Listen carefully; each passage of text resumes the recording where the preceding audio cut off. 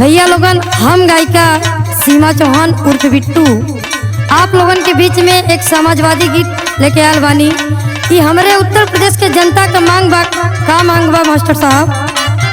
बड़ा दिन भइल नया समाचार चाहता, बड़ा दिन भइल नया समाचार चाहता, फिर से यूपी में सपा के सरकार चाहता।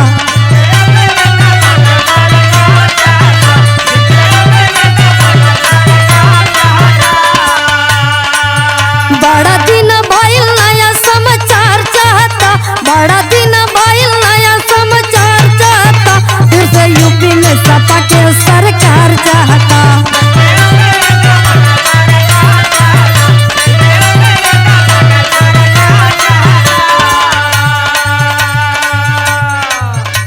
और कितना लोग परेशान हो गए है, इतनी महंगाई बा,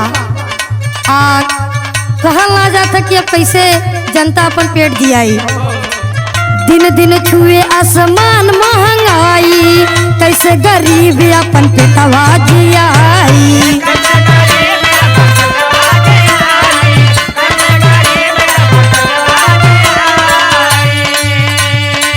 दिन दिन छुए आसमान महंगाई, कैसे गरीब अपन पेटवा जियाई। अरे लोगवन के खुशी परिवार चाहता, फिर से यूपी में सपा के सरकार चाहता।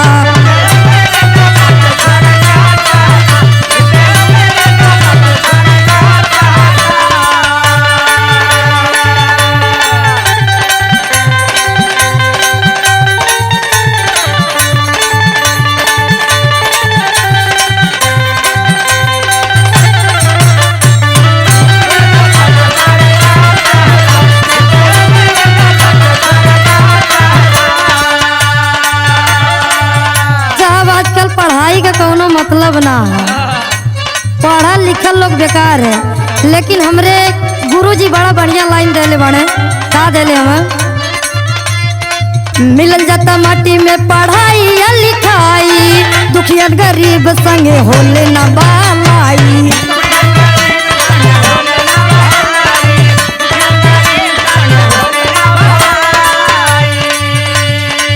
मिल जाता माटी में पढ़ाई या लिखाई, दुखिया गरीब संगे होले ना भलाई।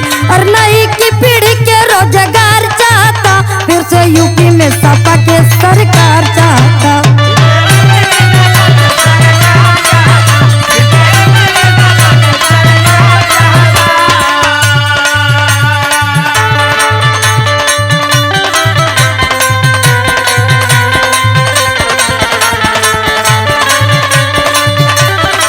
क्या बात है चाची?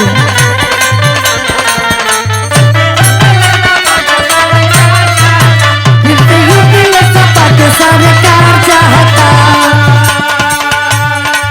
सबसे निहोरा करे सीमा चौहान हो, फुटे गठिया ला हमार बतिया लमान हो।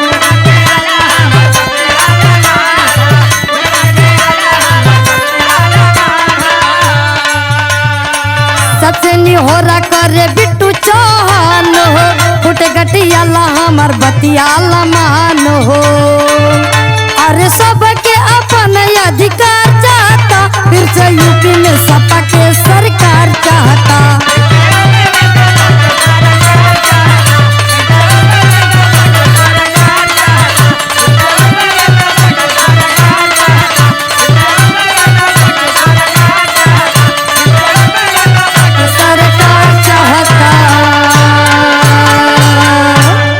जय समाजवाद, जय अखिलेश।